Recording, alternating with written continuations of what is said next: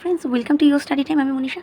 আজকে আমি তোমাদেরকে সুবীর দাসের কম্পিটিটিভ এক্সামের ম্যাথামেটিক্সের যে বইটা রয়েছে সেই বইটার থেকে নৌকো এবং স্রোতের যে অঙ্ক রয়েছে সেই অঙ্কগুলো করাবো।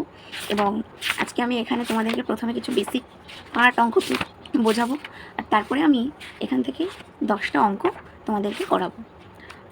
তো চলো আর বেশি সময় নষ্ট না করে অঙ্কটা শুরু করা যাক।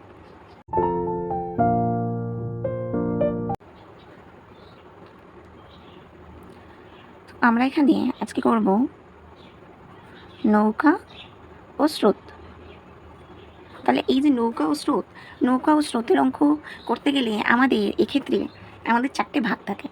4টে ভাগ বলতে কী কী রয়েছে? 4টে ভাগ, ওই 4টে পার্টের উপরেই আমাদের অঙ্কটা হবে। সবার প্রথম হচ্ছে নৌকা রয়েছে, তারপর হচ্ছে স্রোত, অনুকূল, বেগ, আর হচ্ছে প্রতিকূল বেগ।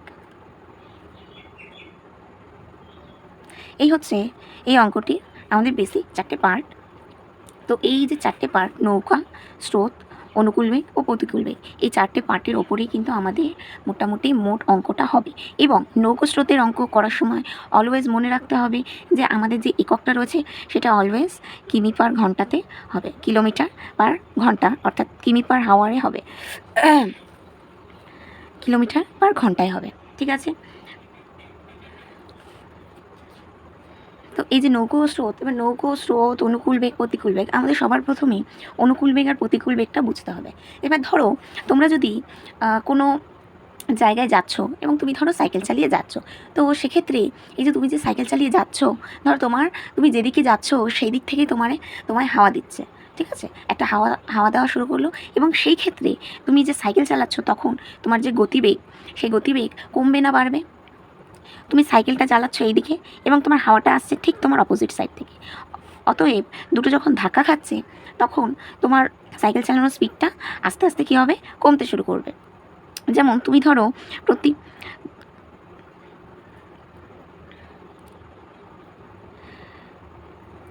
10 কিলোমিটার যাচ্ছ 1 ঘন্টায়। ওকে, তুমি 10 কিলোমিটার যাচ্ছ 1 ঘন্টায়, এবং সেখানেই ঘন্টায় তোমার এখানে হাওয়ার গতিবেগটা কত আসছে? ঘন্টায় তোমার হাওয়ার গতিবেগ আসছে 4 কিলোমিটার পার ঘন্টা। ঠিক আছে? তাহলে সেই ক্ষেত্রে তুমি যখন যাচ্ছ এবং উল্টো দিক থেকে তোমার যখন হাওয়া আসছে, তুমি লক্ষ্য করে দেখবি যে অবশ্যই তোমার সাইকেল চালানোর যে গতিবেগটা সেটা আপনি কমছে। কারণ কি? এই হাওয়া এসে কী করছে? ওকে একটা বাধা দিচ্ছে, ওর সামনে একটা বাধা সৃষ্টি করছে। সেই হাওয়াটাকে কেটে আমাদেরকে তখন বেরোতে হচ্ছে, এবং যখন আমরা এই হাওয়াটাকে কেটে বেরোচ্ছি তখন এমনি আমাদের গতিবেগটা আস্তে আস্তে কী করছে? সাইকেলের গতিবেগটা কমতে থাকে। কতটা কমবে? এই যে আমাদের যে 10 কিলোমিটার পার ঘন্টায় আমরা যাচ্ছিলাম, এই গতিবেগটা কমবে। কতটা কমবে? এই যে 4 কিলোমিটার পার ঘন্টা, এই গতিবেগটা আমাদের কী হচ্ছে? কমে যাচ্ছে। কমে কত হলো? তার মানে কি আমাদের এই যে সাইকেলটা যখন চালাচ্ছি এবং বিপরীত দিক থেকে যখন হাওয়া আসছে, তখন আমাদের সাইকেল চালানোর গতিবেগ কত হচ্ছে? 6 কিলোমিটার পার ঘন্টা। এবার এই জিনিসটা কি? এই যে আমি বললাম যে আমাদের উল্টো দিক থেকে হাওয়াটা আসছে, আমরা যেদিকে সাইকেল চালিয়ে যাচ্ছি ঠিক সেদিক থেকে আমাদের দিকে হাওয়াটা আসছে, এইটাকে আমাদের বলা হয় প্রতিকূল বেগ। প্রতিকূল বেগ সোজা অর্থে বুঝতে গেলে এই যে প্রতিকূল বেগ, এই প্রতিকূল বেগ কিন্তু বেগের ক্ষেত্রে আমাদের কিন্তু যে গতিবেগ থাকে সেটা কমে যায়। অর্থাৎ প্রতিকূল বেগে এসে আমরা কোথাও একটা বাধা সৃষ্টি পাই, যার জন্য আমাদের কিন্তু গতিবেগটা কমতে থাকে। ঠিক আছে? এবার আমরা বুঝি অনুকূল বেগ। অনুকূল বেগ কী জিনিস? সেম প্রসেসে আমরা সাইকেল চালিয়ে যাচ্ছি, এখন এতক্ষণ যে হাওয়াটা আমাদের সামনে থেকে আসছিল, এখন সেই হাওয়াটাই আমরা যেদিক থেকে যাচ্ছি সেই দিক থেকেই আসছে। ঠিক আছে? মানে আমাদের দিক থেকে, আমরা যেদিক থেকে যাচ্ছি সেই দিক থেকেই আসছে। তো অর্থাৎ কি বলছে? এই যে যাচ্ছি আমরা, এই ক্ষেত্রে দেখবি যে আমাদের যদি পেছন থেকে হাওয়া আসে এবং সেই হাওয়াটা কিন্তু আমাদের সাইকেলটাকে আরেকটু ঠেলে দেবে সামনের দিকে। অর্থাৎ এই ক্ষেত্রে আমাদের কিন্তু সুবিধা হবে, এবং আমরা কিন্তু আরও তাড়াতাড়ি, যতটা স্পিড রয়েছে তার থেকে আরও তাড়াতাড়ি যেতে পারি। তার মানে কি? যদি আমার সাইকেল চালানোর স্পিড থাকে 10 কিলোমিটার পার ঘন্টা এবং আমার হাওয়ার গতিবেগ থাকে যদি 4 কিলোমিটার পার ঘন্টা, এই যে পার ঘন্টা মানে বলছি কি যে 1 ঘন্টায় আমার 10 কিলোমিটার যাচ্ছে এবং হাওয়া আমার 1 ঘন্টায় 4 কিলোমিটার বেগে আসছে। অতএব এই ক্ষেত্রে আমাদের এইটাকে বলছে, এই যে হাওয়াটা এদিক থেকে যাচ্ছে এবং আমরা যে আগিয়ে যাচ্ছি সামনের দিকে, এটাকে বলছে আমাদের অনুকূল বেগ। কি বলছে এটাকে? আমাদের অনুকূল বেগ। এবার এই যে অনুকূল বেগ, যখন আমাদের অনুকূল বেগে আমাদের হাওয়াটা আসছে অনুকূল দিক থেকে, এদিকে বলে অনুকূল দিক, এবং এই যে অনুকূল দিক থেকে আমাদের হাওয়াটা আসছে, এটা কি হচ্ছে যে আমাদেরকে সাইকেলটা আগিয়ে দিচ্ছে। অতএব আমরা এখানে যে স্পিডে যাচ্ছিলাম, হাওয়া যতটা গতিবেগে আসছিল, সেই অনুযায়ী আমরা ততটা বেশি পথ আগাতে পারছি। আমরা আরেকটু বেশি পথ যেতে পারছি। তার মানে এটা আমরা 1 ঘন্টায় কতটা পথ যেতে পারছি? আমরা 14 কিলোমিটার, সরি আমার এখানে না এককটা দেওয়া ভুল হয়েছে, কিলোমিটার পার ঘন্টা হয়ে গেল। ঠিক আছে, তো এই ক্ষেত্রে এটাকে আমরা বলছি কি অনুকূল বেগ। অর্থাৎ আমাদের প্রতিকূল বেগে আমাদের গতিবেগ কমবে এবং অনুকূল বেগের ক্ষেত্রে আমাদের গতিবেগটা কী হচ্ছে, বেড়ে যায়। ঠিক নৌকো এবং স্রোতের ক্ষেত্রেও তাই। যখন একটা নদীতে নৌকো চলছে, যখন তার প্রতিকূল দিক থেকে স্রোত আসছে, তখন তার কী হচ্ছে, গতিবেগটা কমে যাবে, এবং যখন তার অনুকূল দিক থেকে স্রোত আসে, তখন তার গতিবেগ কী হয়, তখন তার গতিবেগটা কী হয়, বেড়ে যায়। ঠিক আছে, এই পর্যন্ত ক্লিয়ার? এইবার আমরা আসি এই অঙ্কের নেক্সট পার্টে। তো আমি কি প্রথমে বললাম যে এই অঙ্কের ক্ষেত্রে আমাদের যে এককটা আসবে, সেই এককটা সবসময় কিলোমিটার পার ঘন্টায় আসবে। ঠিক আছে, আমাদের হয়তো কখনো কখনো অঙ্কের মাঝখানে আমাদেরকে মিটার পার সেকেন্ডে অঙ্ক দেওয়া থাকতে পারে, যে তোমাকে বলা রইল যে 100 মিটার পথ যায় 60 সেকেন্ডে, তাহলে তোমার 1 কিলোমিটার পথ কত মিনিটে যাবে। ঠিক আছে, এরকম বলা রইল। কিংবা এই যে মিটার পার সেকেন্ড থেকে আমাদেরকে কিলোমিটার পার ঘন্টায় যদি আসতে বলে, সেই ক্ষেত্রে আমাদের কি করতে হবে, সেই ক্ষেত্রে আমাদেরকে 18/5 দিয়ে গুণ করতে হবে এই মিটার পার সেকেন্ডকে। আর যদি আমাদেরকে কিলোমিটার থেকে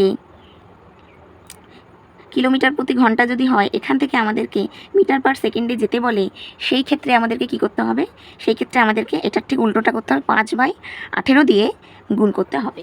আমি ক্লিয়ার? এটা হচ্ছে আমাদের এখানে 1 নম্বর এবং 2 নম্বর একটা রুল বলা যেতে পারে, এটা এই অঙ্কে। ঠিক আছে, রুল বলা যেতে পারে।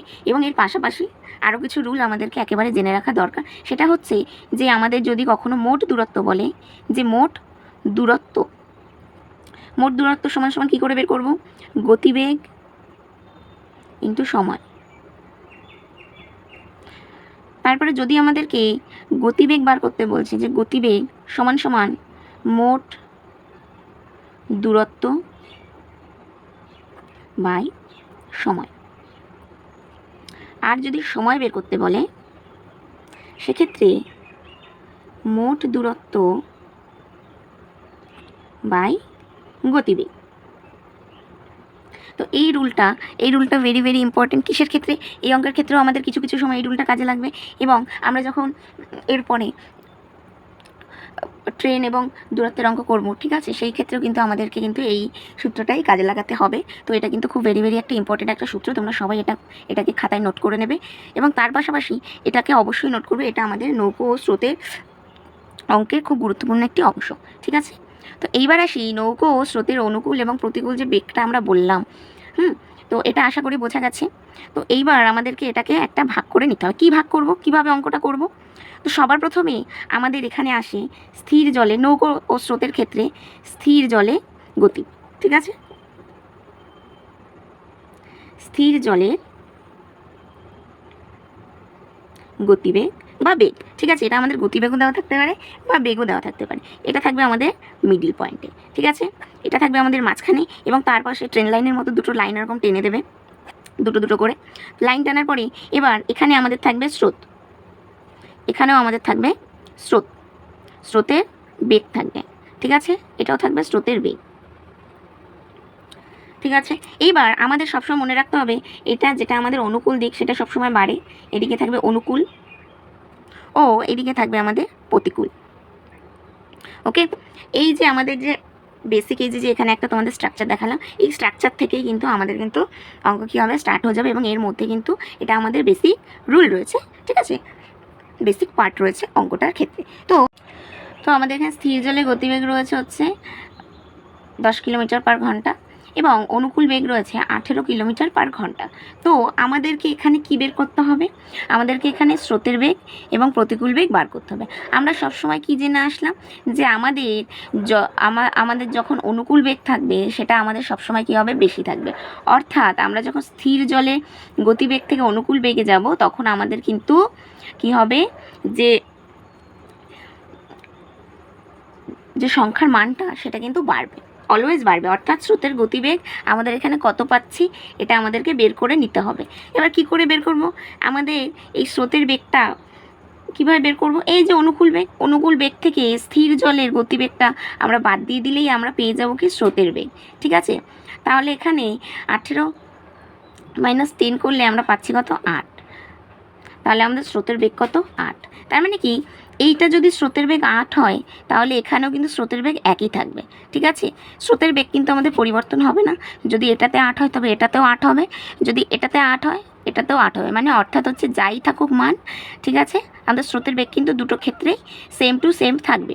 কিন্তু যখন আমাদের এই যে স্রোতের বেগটা এটা আমাদের অনুকূল দিকে যাবে তখন এটা স্থির জলের গতিবেগের সাথে যোগ হয়ে যাচ্ছে, আর যখন প্রতিকূলে আসবে তখন আমাদের স্থির জলের গতিবেগের থেকে স্রোতের যে গতিবেগটা সেটা কী হবে? বিয়োগ হয়ে যাবে। তাহলে 10-এর থেকে 8কে বিয়োগ করলে আমরা কত পাচ্ছি? 2 পাচ্ছি। তার মানে প্রতিকূলের দিকে বা প্রতিকূল বেগে আমাদের কি হচ্ছে? গতিবেগ কত হচ্ছে? 2 কিলোমিটার পার ঘন্টা হয়ে যাচ্ছে। ঠিক আছে, এবার ক্লিয়ার? বোঝা গেল যে এখানে কি অঙ্কটা কি বোঝাতে চাইলাম আমি? যে আমাদের স্থির জলের গতিবেগ দেওয়া থাকতে পারে, হ্যাঁ, অনুকূল বেগ দেওয়া থাকতে পারে, হয়তো বের করতে হতে পারে স্রোতের বেগ বা প্রতিকূল বেগ। ঠিক আছে, আবার কখনো কখনো আমাদের হয়তো প্রতিকূল বেগ দিয়ে দেওয়া রইলো, এবং স্থির জলে গতিবেগ দিয়ে দেওয়া রইলো, সেক্ষেত্রে আমাদের অনুকূল বেগ এবং স্রোতের বেগ বার করতে হতে পারে। আবার কখনো কখনো দেখা যেতে পারে যে এই যে প্রতিকূল বেগ ও অনুকূল বেগ দিয়ে দিল, আমাদেরকে স্থির জলে গতিবেগ বার করতে হবে। এবার স্থির জলে গতিবেগ কীভাবে বার করব? আমরা তো অনুকূল বেগ বার করা শিখলাম, প্রতিকূল বেগ বার করা শিখলাম এবং স্রোতের বেগ আমরা বার করা শিখলাম। এবার স্থির জলে গতিবেগ কী করে বার করব? ধরো আমার এখানে প্রতিকূল বেগ বলল 20, ঠিক আছে, প্রতিকূল বেগ বলল 20 এবং এখানে আমার অনুকূল বেগ বলল 30। ক্লিয়ার? তো প্রতিকূল বেগ যদি 20 হয় এবং অনুকূল বেগ যদি 30 হয়, স্থির জলে গতিবেগ কী করে বার করব?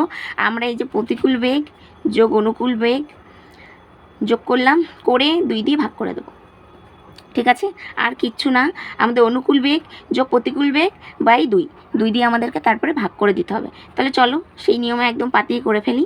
যে অনুকূল বেগ আমাদের কত বলেছে? আমাদের অনুকূল বেগ বলেছে 30 এবং প্রতিকূল বেগ বলেছে 20। এটাকে যোগ করে 2 দিয়ে ভাগ করব। তাহলে 30 আর 20 মিলে কত হলো? 30 আর 20 মিলে হলো 50 বাই 2, ভাগ করলে হয়ে যাচ্ছে 25। 25 দুগুণে 50। ওকে, 25। তাহলে আমাদের স্থির জলের যদি গতিবেগ 25 হয় এবং অনুকূল বেগ যদি 30 হয়, তার মানে আমাদের স্রোতের বেগ কত? তার মানে স্রোতের বেগ কত আসবে? এই যে যা বললাম, অনুকূল বেগ থেকে আমরা স্থির জলে গতিবেগটা বাদ দিয়ে দিতে পারি, তাহলেও আমাদের কি হবে? আমাদের স্রোতের বেগ পেয়ে যাব। দেখো 30 থেকে 25 চলে গেলে 5 থাকে, স্রোতের বেগ 5। এটা 5 মানে এটাও 5। ঠিক আছে, কিভাবে 5 আসলো? এই যে 25, 25-এর থেকে এই 20কে আমরা বাদ দেবো, প্রতিকূল বেগকে বাদ দিলাম। যদি 20কে বাদ দিই 5, বেরিয়ে গেল আমাদের স্রোতের বেগ। M I clear? এত অবধি ক্লিয়ার? ঠিক আছে, তাহলে আমাদের স্থির জলে গতিবেগ বের করতে গেলে কী করতে হবে? প্রতিকূল বেগ এবং অনুকূলের যে বেগ রয়েছে দুটোকে যোগ করে 2 দিয়ে আমাদেরকে ভাগ করে দিতে হবে। ব্যাস, তাহলেই আমাদের কি হবে? স্থির জলে গতিবেগ আমরা পেয়ে যাব। ঠিক আছে, তাহলে এই গেল আমাদের অঙ্কের বেসিক কিছু রুল এবং একটা কনসেপ্ট। তো এইবার আমরা সুবীর দাসের যে বইটা রয়েছে সেই বই থেকে আমরা ফার্স্টে 5টা অঙ্ক করব। না হলে আজকে এতটা যেহেতু বোঝানো হলো, ভিডিওটা অনেক লেন্দি হয়ে যাবে এবং অনেকটা বড় হলে তোমরা নিজেরাও ঠিক করে দেখবে না এবং তোমাদের দেখতেও ভালো লাগবে না। ঠিক আছে, এটা সবার ক্ষেত্রেই হয়, ম্যাক্সিমামের ক্ষেত্রে, যে তখন আর কী হয়? ধৈর্য থাকে না। তো আমরা আজকে ফার্স্টের যে 5টা অঙ্ক রয়েছে এই বই থেকে, সেই 5টা অঙ্ক আমরা কি করব? আজকে করব। ঠিক আছে, প্র্যাকটিস সেট থেকে আমাদের 5টা অঙ্ক আমরা আজকে সলভ করব। তো সবার ফার্স্টে তোমরা যেটা দেখো এখানে কি বলেছে, যে স্থির জলে নৌকার বেগ 10 কিমি/ঘন্টা এবং স্রোতের বেগ 4 কিমি/ঘন্টা। স্রোতের অনুকূলেই 56 কিমি যেতে নৌকোটির কত সময় লাগবে? ওই যে বলেছি কিলোমিটার/ঘন্টায় সব হবে, ঠিক আছে। তাহলে আমাদেরকে বলে দিয়েছে, দেখো আমাদের সেই প্রথম যে আগের পেজটায় যে তোমাদের স্ট্রাকচারটা আমি দেখালাম করে, এই যে স্ট্রাকচারটা, এই স্ট্রাকচারটা আমরা কি করব, এখানে আবার লিখব। কি লিখব? আমাদের সবার প্রথমে একেবারে রেল লাইনের মতো কতগুলো দাগ কেটে নিতে হবে। কটা করলাম? 1 2 3 4 5টা, আমাদের 5টা খোপ হলো। এটাতে কি হলো? প্রতিকূল, স্রোত, স্রোত বললেই স্রোতের বেগ, এখানে হচ্ছে স্থির জলের গতিবেগ,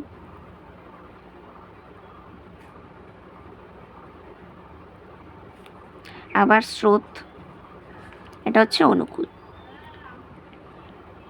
তো দেখো এখানে আমাদের স্থির জলে নৌকোর বেগ বলেছে কি 10 কিলোমিটার/ঘন্টা। তাহলে এটা হচ্ছে আমাদের স্থির, এই যে স্থির জলে নৌকোর বেগ, স্থির জলে নৌকোর বেগ এবং স্থির জলে নৌকোর গতিবেগ একই। তাহলে এটা বলেছে আমাদের 10 কিলোমিটার/ঘন্টা, ঠিক আছে। আর বলেছে যে স্রোতের বেগ 4 কিলোমিটার/ঘন্টা হয়। স্রোতের বেগ 4 কিলোমিটার/ঘন্টা হয়। যদি স্রোতের বেগ 4 কিলোমিটার/ঘন্টা হয়, তাহলে পার ঘন্টা মানে কি 1 ঘন্টার কথা বলা হয়েছে, যে 1 ঘন্টায় ও স্থির জলে 10 কিলোমিটার যায় এবং স্রোতের বেগ যদি 4 কিলোমিটার/ঘন্টা হয়, তাহলে আমাদের এটার অনুকূল বেগ কত? আমাদের এটা অনুকূল বেগ বার করতে বলেছে, অর্থাৎ আমাদের প্রতিকূল বেগ বার করার কোনো দরকার নেই। এবং অনুকূল বেগ মানে কি, অনুকূলের দিকে আমরা যত যাব তত কি হবে, যোগ করতে করতে অঙ্কগুলো যেতে হবে, ঠিক আছে। অতএব কি এই স্থির জলের গতিবেগ এবং স্রোতের গতিবেগ এই দুটোকে যোগ করে দেব, তাহলে কত আসে? 10 আর 4 14 কিলোমিটার/ঘন্টা। তার মানে কি, এই যে 14 কিলোমিটার/ঘন্টা, এটা তারা কতক্ষণে যাচ্ছে? এটা তারা যাচ্ছে 1 ঘন্টায়। তার মানে কি 1 ঘন্টায় ওরা যাচ্ছে 14 কিলোমিটার, তাই তো। তাহলে 14 কিলোমিটার কত ঘন্টায় যাচ্ছে? 1 ঘন্টায় যাচ্ছে। এইবার আমরা সোজা আসি ছোটোবেলার ঐকিক নিয়মের যে অঙ্ক করতাম সেই অঙ্কে চলে যাই। যে দেখো 14 কিলোমিটার/ঘন্টা যাচ্ছে কতক্ষণে?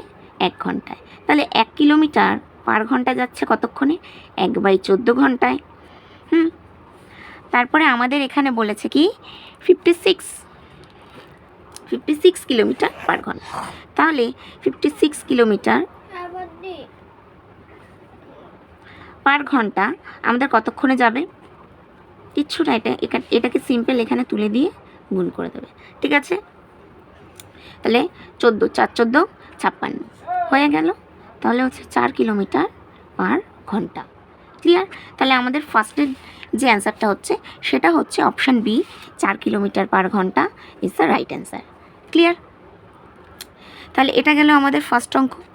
এবার নেক্সট আসছি আমরা এটা সেকেন্ড অঙ্কে, 2 নম্বর অঙ্ক। তো তার আগে আমরা পড়ে নিই কী বলেছে।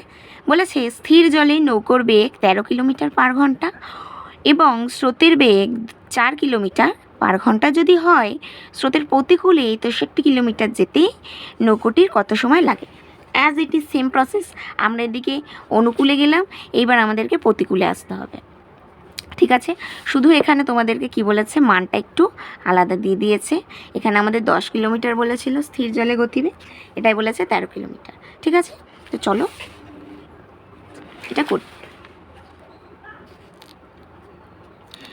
ওই যে সবার প্রথমে আবার সে আগের, এটা আমাদেরকে প্রতিকূল বার করতে বলেছে, তাহলে লিখব প্রতিকূল, স্রোত, একটা হচ্ছে স্থির জল।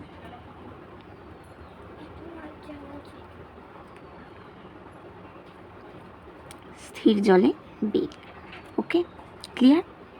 তাহলে আমাদের কি কি বলে দিয়েছে? আমাদেরকে বলে দিয়েছে এখানে যে স্থির জলে নৌকোর বেগ 13 কিলোমিটার/ঘন্টা, 13 কিলোমিটার/ঘন্টা। স্রোতের বেগ 4 কিলোমিটার/ঘন্টা। বলেছিলাম স্রোতের বেগ এদিকেও যা এদিকেও তাই, ঠিক আছে। স্রোতের বেগ আমার এখানেও যায়, এদিকেও তাই। স্রোতের বেগ পরিবর্তন হয় না, স্রোতের বেগ কি থাকে, সেমই থাকে। এবার আমরা যেহেতু প্রতিকূল দিকে আসছি, অনুকূল দিকে যাওয়ার সময় আমাদের যোগ করতে করতে যেতে হচ্ছিলো, প্রতিকূল দিকে আসার সময় আমাদেরকে বিয়োগ করতে হবে। কত থেকে? এই যে স্থির জলের বেগ থেকে আমাদের স্রোতের বেগ বাদ দিয়ে দিতে হবে। কি করে বাদ দেবো? তাহলে 13 বিয়োগ 4 করলে কত আসছে আমাদের? 13 বিয়োগ 4 করলে আমাদের আসছে 9 কিলোমিটার পার ঘন্টা। ক্লিয়ার? তাহলে এটা যাচ্ছেও 1 ঘন্টায়। আবার সেম এই আগের প্রসেসে, যে ও যদি 9 কিলোমিটার পার ঘন্টায় যায়, তার মানে কি বলছে, 9 কিলোমিটার পথ যাচ্ছে ও 1 ঘন্টায়, 1 কিলোমিটার পথ যাচ্ছে 1/9 ঘন্টায়। ওকে বলেছে 63 কিলোমিটার পথ যেতে হবে, তাহলে সেম 1/9 গুণ 63। ঠিক আছে? তাহলে 9 দিয়ে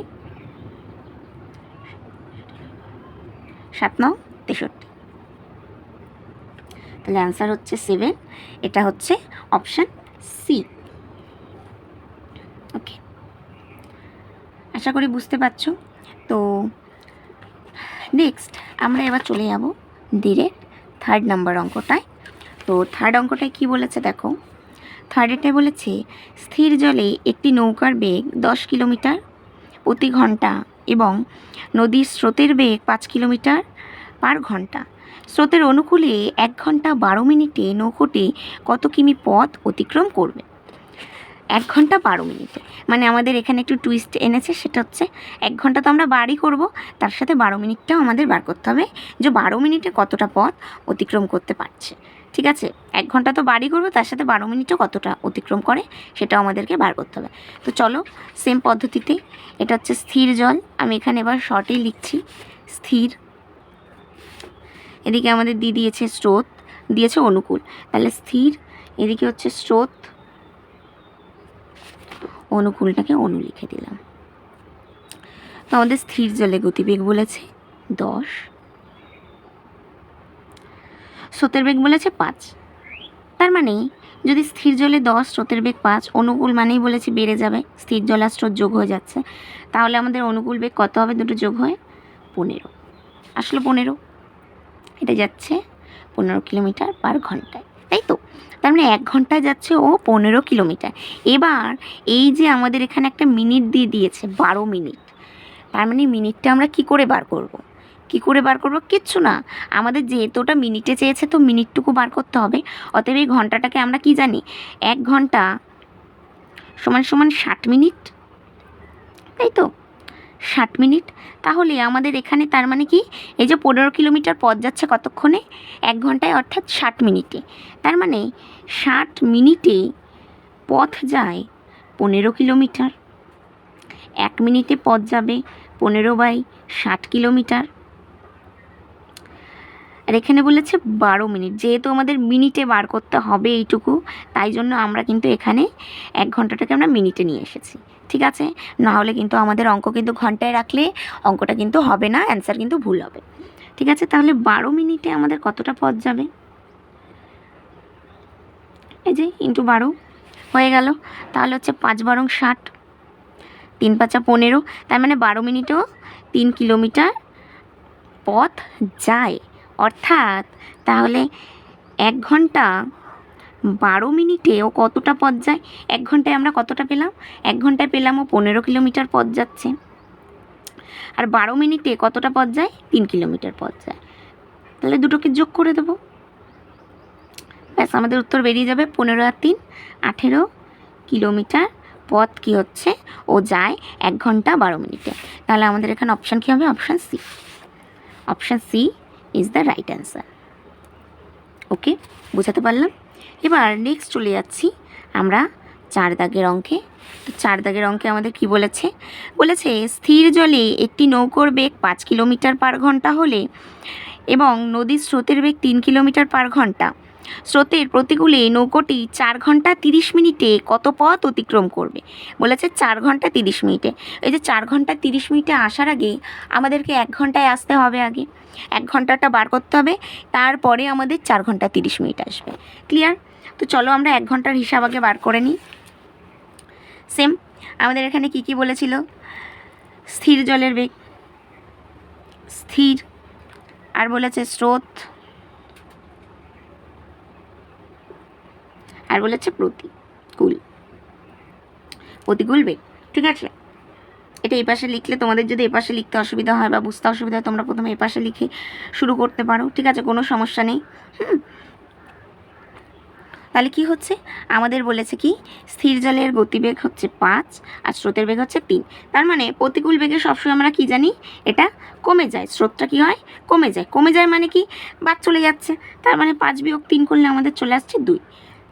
তার মানে প্রতিকূলে কতটা যাচ্ছে, 2 কিলোমিটার পার ঘন্টা। তাহলে আমরা দেখছি কি 1 ঘন্টায় যাচ্ছে 2 কিলোমিটার। তাহলে এখানে কত ঘন্টা বলেছিল, 4 ঘন্টা 30 মিনিট। তাহলে মিনিটের হিসাবে আমরা পরে যাব, আগে আমরা ঘন্টাটুকু বের করে নেব। তাহলে 4 ঘন্টায় কতটা যাবে, এবার 4 ঘন্টা সময়টা আমার বেড়ে গেল, আর কোনো কিছু অধিক মাত্রায় বেড়ে গেলে তখন সেটা কী হয়ে যায়, গুণ হয়ে যায়। চলো গুণ করে দিই। তাহলে 4 গুণ 2, 4 দুগুণে 8। তাহলে ও কী করছে, 4 ঘন্টায় 8 কিলোমিটার পথ যাচ্ছে।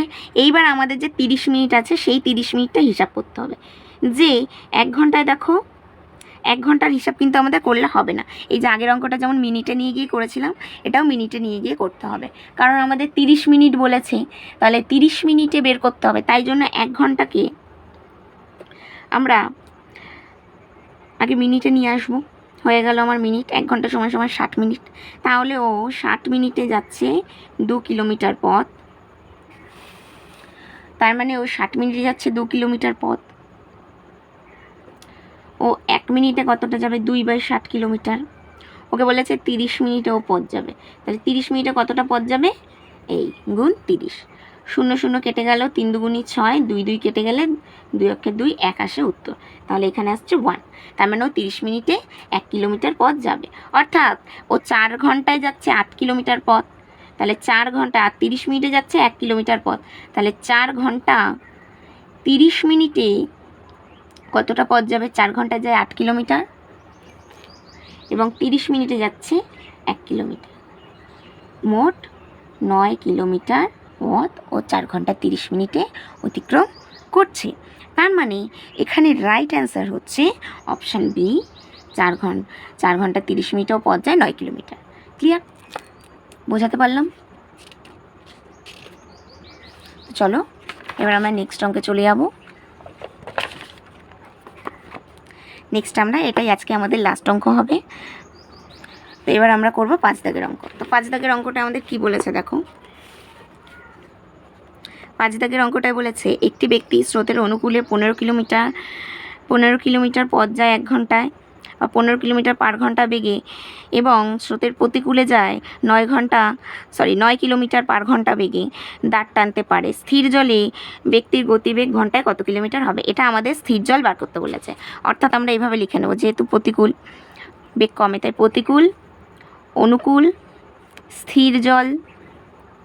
বলেছিলাম এদিকে স্রোত হবে, এদিকেও স্রোত হবে। তো আমাদের স্রোতের বেগ আর স্থির জল বলেনি, আমাদের অনুকূল আর প্রতিকূল বেগ বলে দিয়েছে।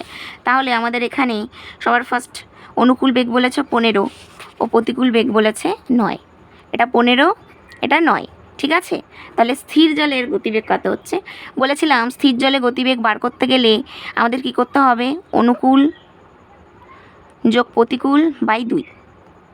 তাহলে অনুকূল আর প্রতিকূলকে যোগ করলে কত আসছে, এখানে 15 আর 9, 19, 20, 24, 24/2, এদিকে আসছে 12, 12 দুগুণে 24, 12। তাহলে স্থির জলে গতিবেগ কত আসবে, আমাদের 12। আমাদের স্রোত চাইনি, তাই আমাদের স্রোত এখানে বের করার দরকার নেই। আর যদি আমরা বেরও করি তাহলে কি হবে, যদি স্থির জলের বেগ 12 হয় তাহলে অনুকূলে 15, তাহলে 15 বিয়োগ 12 করলে আমাদের 3 চলে আসে। স্রোতের বেগ 3, এটা 3 মানে এটাও 3। 3 কী করে আসে দেখো, 12 থেকে আমরা 9কে যদি বাদ দিয়ে দিই সেক্ষেত্রেও আমাদের 3ই আসবে, ঠিক আছে। তো আমাদের এখানে স্থির জলের গতিবেগ চেয়েছে, আমাদের স্থির জলের গতিবেগ বেরিয়ে গেছে 12। তার মানে option D is the right answer.